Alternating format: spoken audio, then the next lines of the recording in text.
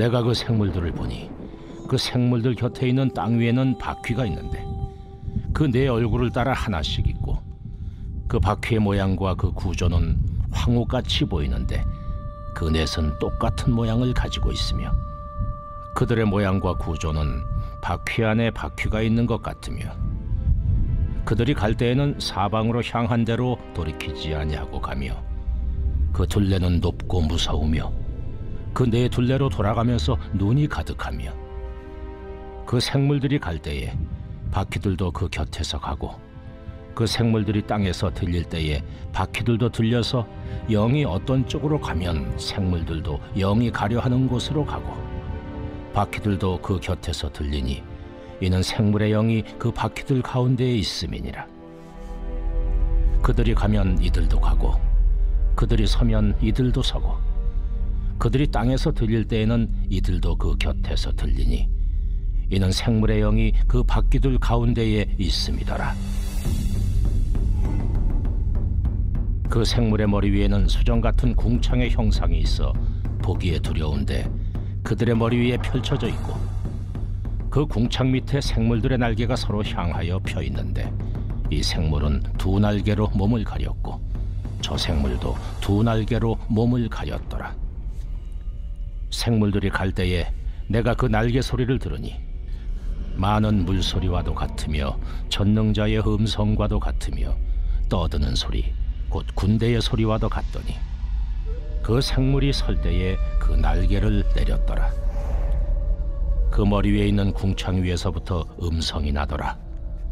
그 생물이 설 때에 그 날개를 내렸더라. 그 머리 위에 있는 궁창 위에 보좌의 형상이 있는데 그 모양이 남보석 같고 그 보좌의 형상 위에 한 형상이 있어 사람의 모양 같더라. 내가 보니 그 허리 위의 모양은 단쇠 같아서 그 속과 주위가 불 같고 내가 보니 그 허리 아래의 모양도 불 같아서 사방으로 광채가 나며 그 사방 광채의 모양은 비 오는 날 구름에 있는 무지개 같으니 이는 여호와의 영광의 형상의 모양이라. 내가 보고 엎드려 말씀하시는 이의 음성을 들으니라.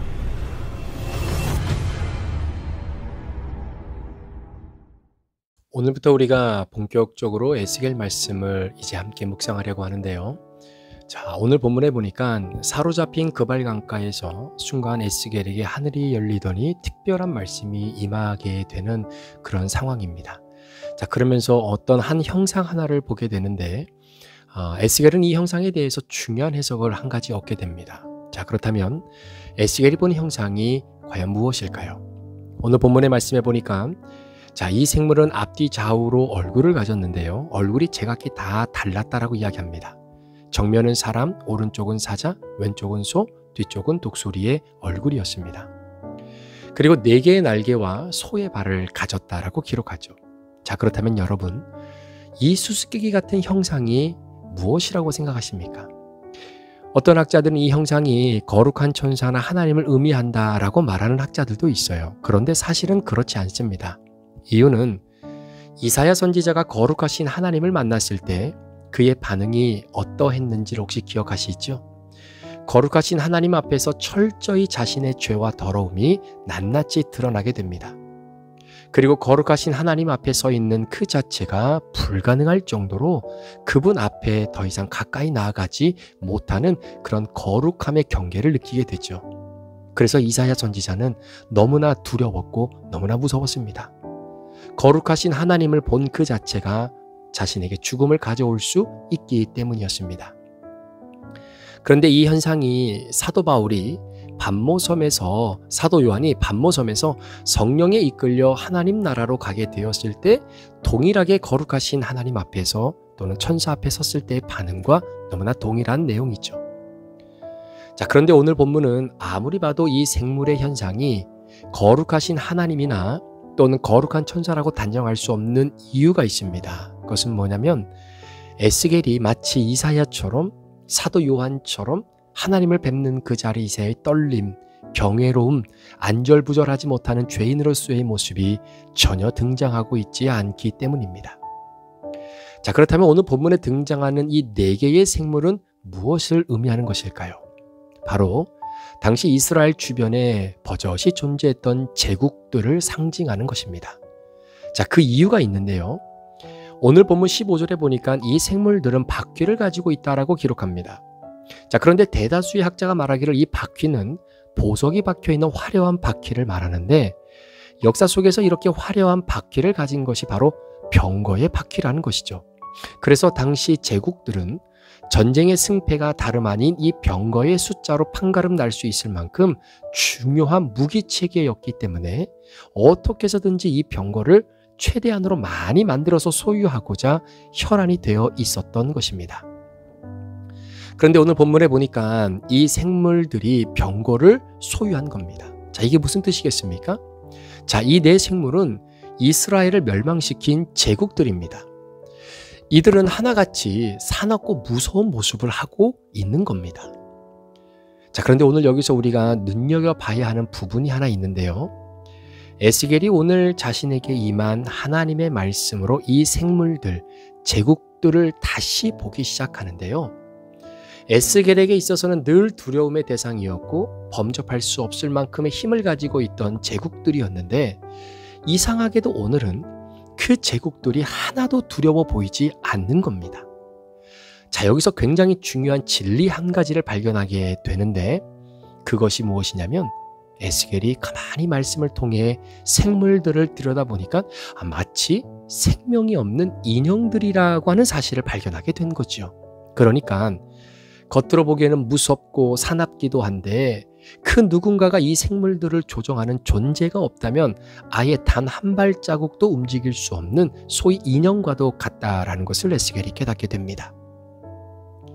여러분, 예전에 어릴 때 만화 영화 가운데 로봇 나오는 그런 영화 있지 않습니까? 마징가 제트나 철인 28호 같은 그런 만화 영화 말입니다. 얼마나 웅장하고 늠름한지, 저도 어릴 때 마징가 제트나 철인 28호 같은 그런 로봇 영화를 보면 그 로봇가 어린 눈에는 왜 이렇게 웅장하고 왜 이렇게 늠름하게 보였는지 모릅니다. 무기도 많이 싣고 하늘을 나르는 최첨단 기술의 극치가 그때 당시에는 로봇이지 않았습니까? 그런데요, 이 거대한 로봇의 팔이 조금이나마 움직이고 발이 움직이면서 하늘을 날아가면 그 모든 것들이 가능하게 할 수 있기 위해서는 반드시 로봇을 조종하는 운전자가 있어야 됩니다.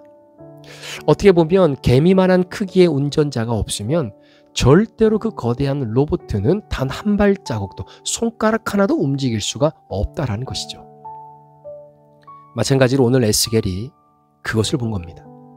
너무나 무섭고 감히 대적할 수 없을 만큼의 힘과 병거를 가지고 있는 제국들인데, 가만히 보니까 이 제국들을 움직이는 조종자가 있다는 사실을 발견한 겁니다. 그 존재가 바로 우리가 잘 아는 히브리 단어 중에 영이라고 하는 단어, 스피릿을 상징하는 루아흐라고 하는 단어입니다. 그러니까 에스겔에게 임한 하나님의 말씀으로 자세히 보니까 바로 이 영, 루아흐의 작동과 조정함이 있어야만 이 생물들, 즉 당시의 제국들이 움직일 수 있었다라는 것이죠. 지금까지 이 영이 자신이 원하는 대로 이루고자 하는 목적을 달성하기 위해 이 제국들 안에 포함되어 있는 수많은 병거들을 직접 끌고 다녔던 것입니다. 앞으로 우리가 에스겔서를 묵상하다 보면 이 영, 루아흐에 대한 이야기가 계속 나오게 되는데요. 그래서 어떤 학자들은 에스겔이 성령의 선지자다라고 부르기도 합니다. 그러니까 에스겔이 깨달은 것이 무엇입니까? 지금까지 나는 내 앞에 거대한 산처럼 버티고 있었던 이집트, 아수르, 바벨론이 너무나 무서웠던 거죠. 그리고 그들이 내 운명을 결정하고 우리 나라의 운명을 결정하는 줄 알았어요. 그런데 말씀의 눈으로 보니 이 제국들은 껍데기였고 이들을 마음대로 움직이고 있었던 존재가 바로 영 루아흐였다라는 것을 알게 됩니다. 그리고 결국 에스겔은 이 제국의 병거를 들고 다니시는 루아흐, 바로 영이신 하나님의 존재 앞에 철저하게 엎드리게 되는 것입니다. 그렇다면 한 가지 질문이 생기는데요. 결국 이 제국들을 움직이시며 운행하시는 분은 하나님이셨고, 그 하나님이 결국 바벨론의 병거를 이용하셔서 남유다를 무너뜨렸습니다. 자, 그럼 왜 하나님이 이렇게까지 하셔야만 했을까요? 그건 에스겔 선지자 자신의 모습 안에서 그 해답을 찾아볼 수 있는데요.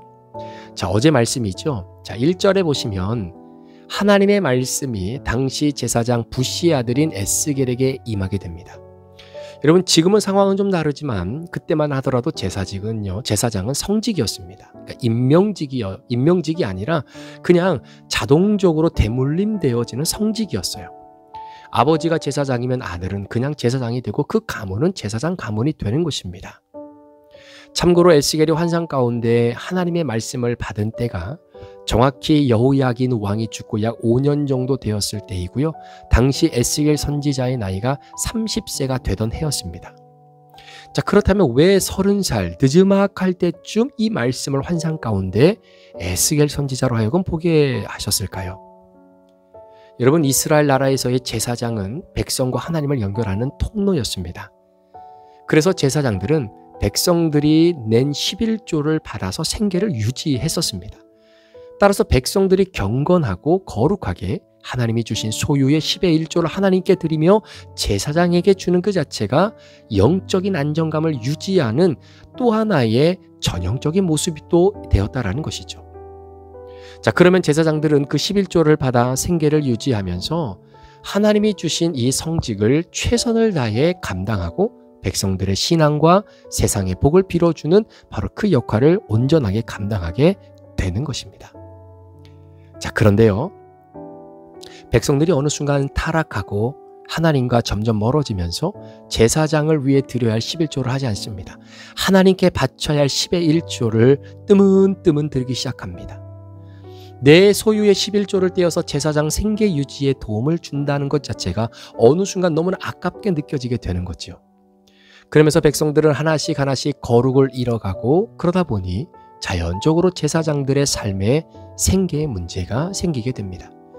그래서 여러분, 사사기의 말씀에 보면요, 제사장들이 백성들의 11조가 적어지고 끊어지니까, 이 말은 무슨 말입니까? 백성들이 그만큼 자기의 소견이 옳은 대로 행하며 영적인 타락의 극치를 달리고 있었다는 것을 반증하고 있는 것이죠.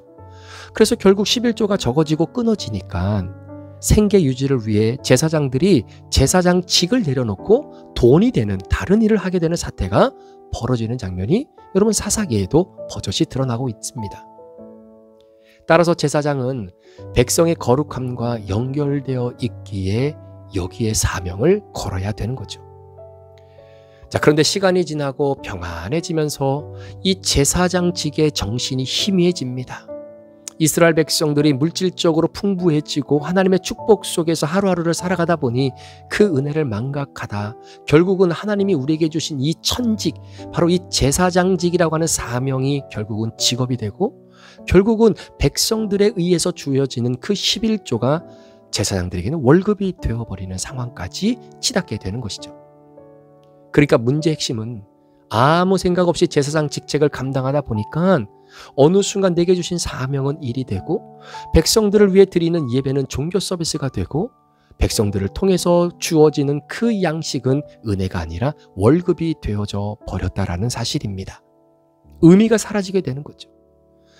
만약에 남유다가 지금처럼 풍부함 속에 그대로 갔다면 30세의 제사장이 되어 그 직무를 감당하게 될 에스겔 역시 그 타락의 길을 그대로 걸어갈 수밖에 없었다라는 것을 하나님이 너무나 잘 아셨던 겁니다. 그래서 공식적으로 제사장의 일을 감당하는 30살, 그 나이가 된 에스겔에게 하나님이 환상 가운데 말씀을 열어주시고 다른 누구보다 제사장인 에스겔 네 자신의 거룩과 회복을 다시 한번 말씀해 주고 있는 바로 그 모습이죠. 그런데 나라가 완전히 무너졌습니다. 백성이 사로잡혀 그 거발 강가에서 제사장의 직임을 감당하는 첫 출발점이 에스겔에게는 찾아온 겁니다. 자, 그런데 이상한 것은 나라가 평안할 때는 제사장들이 그렇게 할 일이 없었는데 나라가 망하고 모두가 포로로 잡혀온 그 거발 강가에서는 사명이 다시 회복되는 거죠. 내가 왜 부름을 받았는지, 내가 무엇 때문에 부름받았는지 사명의 정신이 다시 회복되는 겁니다. 그리고 종교 서비스로 타락한 예배가 극심한 고난 속에서는 예배로서의 본질이 다시금 회복되는 거죠. 그러니까 내 이름하고 내가 하고 있는 제사장의 일은 똑같은데 고난의 현장 속에서 무너짐의 자리에서 포로 수용소의 그 자리, 그 그발강가에서 나의 부르심을 재확인하게 된 겁니다. 저는 태어나다 보니까 목회자 가정에서 태어났습니다. 그래서 자연적으로 교회를 다니고 사실 크리스천이 된다는 것은 뭐 그냥 자동적으로 되어지는 일 중에 하나였죠. 주일에 교회를 가는 것은 제 사전에 가야 하나 말아야 하나를 고민한 적이 한 번도 없었고요. 신앙 그 자체는 어떻게 보면 제 호흡이나 마찬가지였습니다. 자, 그러던 어느 날 나라의 부름을 받고 1999년 7월에 군입대를 해서 훈련을 받게 됐는데요. 군대를 다녀오신 분들은 아시겠지만 여러분, 군입대하고 나서 제일 힘든 때가 언제이냐면 바로 군입대한 그날 저녁 잠자리입니다. 이게 너무 이상한 거예요. 분명히 어제까지는 제 방이 있었고요. 어제까지는 보고 싶은 식구들이 옆에 있었고 내가 먹고 싶은 것을 먹을 수 있는 자유가 내게 주어졌는데 갑자기 내 방이 사라졌습니다. 옆에 누워있는 사람들은 난생 처음 본 사람들이고요. 그리고 살면서 한 번도 들어보지 못했던 욕이란 욕은 다 듣게 됩니다. 너무 힘든 거예요. 입대하고 맞이하는 첫날 밤. 그래서 제발 오늘 자고 일어나면 이게 다 꿈이었으면 좋겠다 라고 하는 기대감을 가지고 눈을 붙였지만 눈이 떠지자마자 들려오는 차가운 욕설. 이게 꿈이 아니고 현실이구나를 알게 됩니다. 그런 가운데 입대한 지 첫 주일이 되었습니다. 저는 주일에 단 한 번도 예배를 빠진 적이 없어요. 그런데 그날은 부대에서 교회를 보내주지 않는 겁니다. 순간 제 인생에 주일날 예배를 드리지 못한다는 사실이 현실로 다가왔을 때 너무나 힘들더라고요. 저 멀리 예배당에 십자가가 보이는데 가지는 못하니까 미치겠는 겁니다. 그렇게 힘든 한 주를 보내고 그 다음 주가 되어서 처음 교회를 가게 되었는데요. 교회로 가까이 오면 올수록 보이는 그 종탑의 십자가, 그리고 예배당 안에 들어가서 사도신경을 외우고 찬양을 부르는데 왜 이렇게 눈물이 나는지 그때 제가 깊이 깨달은 것이 있었습니다. 평안하고 아무 일도 없는 상황에서 드렸던 나의 예배가 진짜 죄송하지만 종교 서비스였을 때가 너무나 많았구나. 찬양을 한다고 했지만 그것은 찬양이 아니라 노래였고, 사역자로서 사역한다고 했지만 그건 사역이 아니라 일이었고, 하나님의 은혜로 부여되어지는 그 사례가 감사한 은혜의 결실이 아니라 월급쟁이처럼 느껴졌구나 말입니다. 고난 속에서 드려진 예배를 통해 내 존재의 의미를 다시 한번 생각해보는 시간이었죠. 우리 사랑하는 브릿지 가족 여러분, 그리고 오늘 말씀을 함께 큐티하는 우리 성도 여러분, 오늘 에스겔이 말씀을 환상 가운데 받았던 그발강가는 모든 것을 새롭게 보이도록 눈을 열어주는 장소였습니다. 여러분에게는 이 그발강가가 어디입니까? 혹시 오늘 하루를 살아가는 이 삶의 현장이 그발강가이신 분도 계실 겁니다. 우리 기억했으면 좋겠습니다. 어떤 분은 병원에 입원하고 있는 그 현장이 나의 그발강가일 겁니다. 어떤 분은 위기에 직면한 회사와 직장의 현장이 그발강가일 겁니다. 어떤 분들은 가족 중에 아픈 이들을 바라보며 살아가는 그 현장이 그발강가일 겁니다. 그발강가는 나의 존재를 새롭게 자각하고 내게 주신 사명의 본질을 회복하는 자리이죠. 오늘 에스겔이 우리에게 도전하는 것은 나만의 그발강가를 찾으라는 겁니다. 그 장소, 비록 버겁고 힘들고 포기하고 싶고 무너질 것만 같은 장소이지만 그곳에서 말씀을 붙잡고 나아갈 때 하나님께서 반드시 그 영혼의 눈을 열어주시고 볼 것을 보고 느껴야 할 것을 느끼게 해주실 줄 믿습니다. 그 은혜가 오늘도 그발강가에 있는 여러분에게 임하기를 우리 구주 예수 그리스도의 이름으로 간절히 축복합니다. 기도하시겠습니다. 존귀하신 하나님, 오늘 에스겔 말씀을 함께 믿음으로 나아가면서 우리에게 허락하신 주님의 은혜를 깊이 경험합니다. 무엇보다도 하나님께서 우리 한 사람 한 사람에게 주신 그발강가, 예배의 본질을 회복하고 사명의 본질을 회복하는 그 놀라운 은혜가 오늘 하루를 살아가는 우리 성도들 가운데 있길 원합니다. 어떤 성도들은 하루하루 살아가는 그 자체가 그발강가의 삶을 살아가는 우리 성도들도 있을 텐데 주님 위로해 주시고 그곳에서 내가 어떠한 존재인지 하나님의 말씀을 붙잡고 내게 눈을 열어주실 때에 하나님이 보여주시는 것들을 붙잡고 믿음의 길을 걸어가 오늘의 희망이 내일을 살아가는 힘이 되는 은혜를 경험하는 복된 하루가 되게 하여 주옵소서.